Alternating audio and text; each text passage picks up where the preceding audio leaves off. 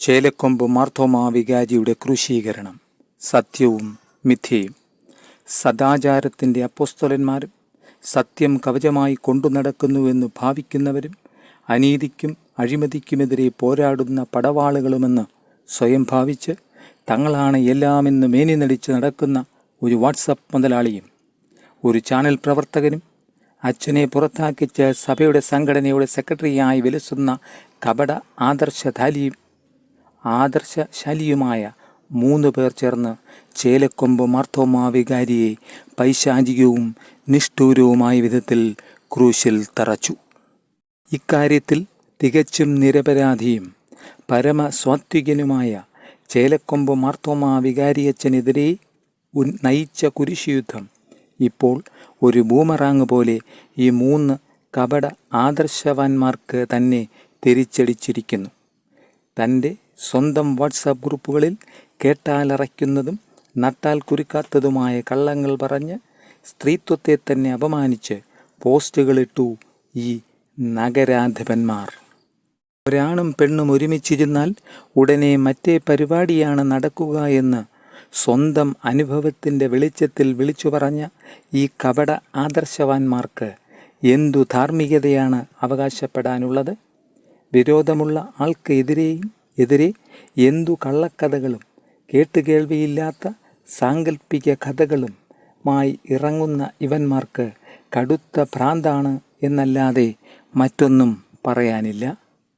സമൂഹ മാധ്യമത്തിൽ കൂടി സ്ത്രീത്വത്തെയും സ്വാത്വികനായ പട്ടക്കാരനെയും വളരെ മോശം ഭാഷയിൽ ചിത്രീകരിച്ചതിന് ഇപ്പോൾ നിയമ നടപടി നേരിടേണ്ടി വന്നിരിക്കുന്നു എന്നതാണ് യാഥാർത്ഥ്യം. 2024 ജൂലൈ 3 ബുധനാഴ്ച തൻ്റെ മെഴുവേലിയിലുള്ള അഭിഭാഷകനെ സന്ദർശിച്ചതിനു ശേഷം തൻ്റെ കുടുംബസുഹൃത്തായ ചേലക്കൊമ്പ് മാർത്തോമാ പള്ളി വികാരിയുടെ കൂടെ കാറിൽ തിരിച്ചു വരുന്ന വഴിക്ക് രാത്രി 8:20 അടൂർ വൈറ്റ് പോർട്ടിക്കോ ഹോട്ടലിൽ കയറുകയും ഭക്ഷണം കഴിച്ച ശേഷം തിരിച്ച് അവരവരുടെ വീടുകളിലേക്ക് മടങ്ങുകയും ചെയ്തു. അച്ഛനും ഇരയായ പെൺകുട്ടിയും ഹോട്ടലിലേക്ക് കയറുന്ന ഫോട്ടോയും തിരിച്ച് ഭക്ഷണം കഴിഞ്ഞ് മടങ്ങുന്ന ഫോട്ടോയും മീഡിയയിൽ ജോലി ചെയ്യുന്ന തൻ്റെ ജോലിക്കിടയിൽ സ്ത്രീത്വത്തെ വാനോളം പുകഴ്ത്തുന്ന ഒരു പകൽമാന്യൻ തൻ്റെ ക്യാമറയിൽ പകർത്തുന്നു. തുടർന്ന് വട്ടിയൂർക്കാവിലുള്ള വാട്സപ്പ് മുതലാളിക്ക് അയച്ചു കൊടുക്കുന്നു.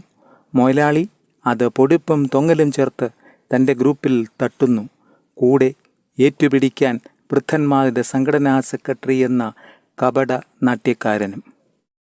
സത്യത്തിൻ്റെ കണിക പോലുമില്ലാത്ത വ്യാജ ആരോപണങ്ങളാണ് അധ്യാപികയും ഡോക്ടറേറ്റുള്ളതുമായ യുവതിക്ക് നേരെ ഉന്നയിച്ചിരിക്കുന്നത്. മഞ്ഞപ്പിത്തം ബാധിച്ചാൽ നോക്കുന്നതെല്ലാം മഞ്ഞ എന്നതുപോലെ തങ്ങളുടെ ജീവിതാനുഭവം വെച്ച് മറ്റുള്ളവരെ അളക്കുവാനുള്ള ഗൂഢവും നീചവുമായ പ്രവൃത്തിയാണ് ഉണ്ടായിരിക്കുന്നത്. ഇത് തികച്ചും ലജ്ജാകരം തന്നെ. 2024 ജൂലൈ 19 വിവിധ വാട്സാപ്പ് ഗ്രൂപ്പുകളിൽ അടിസ്ഥാനരഹിതവും അസത്യവുമായ വിധത്തിൽ 3 പകൽമാന്യന്മാർ പോസ്റ്റുകൾ ഇട്ടതിനും അപകീർത്തിയും സ്ത്രീത്വ അപമാനത്തിനുമെതിരെ യുവതി പരാതി കൊടുക്കുന്നു. 25/7/2024 5 PM വാട്സപ്പ് മുതലാളിയും ചാനൽ ജീവനക്കാരനും മാത്രം അടൂർ CI ഓഫീസിൽ എത്തുന്നു. തൊഴുതുപിടിച്ച് യുവതിയോടും ചേലക്കൊമ്പ് മാർത്തോമാ പള്ളി വികാരിയോടും കാലിൽ വീണ് മാപ്പ് പറയുന്നു. തങ്ങളുടെ വാട്സാപ്പ് ഗ്രൂപ്പുകളിൽ ക്ഷമാപണം പോസ്റ്റ് ചെയ്യുന്നു. മൂന്നാമൻ പക്ഷേ പോലീസ് സ്റ്റേഷനിൽ വന്നില്ല. പകരം അന്ന് രാത്രിയോടുകൂടി മാർത്തോമാ മെത്രാപ്പോലീത്തയ്ക്ക് വികാരിയച്ഛനെതിരെ ഇമെയിലിൽ ഒരു പരാതി നൽകി. കൂടെ ഒരു ഭീഷണിയും. എൻ്റെ വാക്കിനപ്പുറം തിയഡോഷ്യസ് മെത്രാപ്പോലീത്ത പോകില്ല, നിന്നെ ഞാൻ സസ്പെൻഡ് ചെയ്യിക്കും എന്ന്. ലാത്തീനിൽ നിന്നും വികാരിയച്ഛനെ വിളി വരുന്നു. സ്റ്റേറ്റ്മെൻറ്റ് നൽകുന്നു. ഇനി എന്ത്?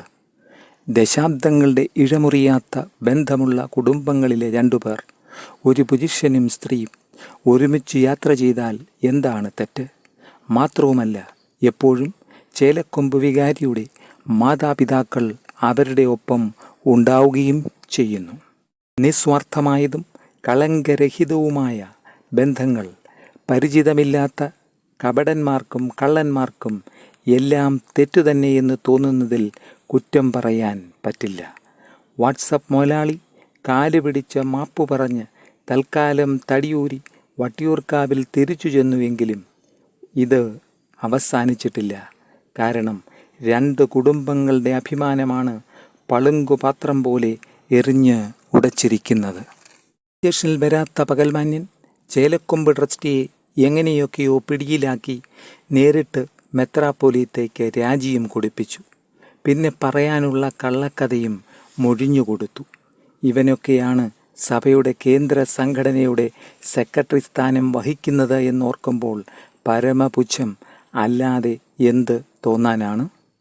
പുതുതലമുറയെ എപ്പോഴും വിമർശിക്കുന്ന ഇവർ ധാർമ്മികതയില്ലെന്നു പറഞ്ഞ് പുതുതലമുറയ്ക്ക് വളർന്നു വരാനുള്ള അവകാശം എപ്പോഴും നിഷേധിച്ചുകൊണ്ടിരിക്കുന്ന ഇവരുടെ തനിനിറം ഇപ്പോൾ വെളിവായിരിക്കുന്നു. ദൈവീക ശിക്ഷണത്തിലും ചൊല്ലുവിളിയോടും കൂടി തൻ്റെ മകനെ വളർത്തി വലുതാക്കിയ പിതാവ് ബെന്നി മാത്യു, മാതാവ് ശ്രീമതി ജോളി ബെന്നിയും ദൈവരാജ്യ ശുശ്രൂഷയ്ക്കായി തങ്ങളുടെ മകനെ സമർപ്പിച്ചു. ക്രിസ്തു ശൈലിയുടെ പ്രാധാന്യവും മഹത്വവും ഉൾക്കൊണ്ട് നാളിതുവരെയായി ശുശ്രൂഷ നിർവഹിക്കുന്ന തങ്ങളുടെ മകനോടും അടുത്ത കുടുംബ സുഹൃത്തായ അധ്യാപികയായ യുവതിയോടും ചെയ്ത കൊടും ക്രൂരതയ്ക്ക് ദൈവം മാപ്പു നൽകട്ടെ എന്നാണ് മാതാപിതാക്കൾ പറയുന്നത്. ആരാൻ്റെ വാക്കുകേട്ട് സത്യസ്ഥിതി മനസ്സിലാക്കാതെ എടുത്തുചാടി തീരുമാനമെടുക്കുന്ന ഒരാളല്ല അഭിവന്യ തിയഡോഷ്യസ് മെത്രാപ്പൊലീത്ത എന്നത് വീണ്ടും ഒരിക്കൽ കൂടി വിശ്വാസ സമൂഹത്തിന് ബോധ്യപ്പെടാൻ അർഹിക്കുന്ന അവജ്ഞയോടെ കെട്ടുകഥകളെയും ഭാവനാസൃഷ്ടികളായ വിവരണങ്ങളെയും തള്ളിക്കളയണം എന്നും മനം തകർന്ന വൈദികനെയും കുടുംബത്തെയും ചേർത്തു നിർത്തി ധൈര്യം പകരണം എന്നുമാണ് വിശ്വാസ സമൂഹം അഭിവന്യ മെത്രാപ്പൊലീത്ത തിരുമേനിയോട് ആവശ്യപ്പെടുന്നത്.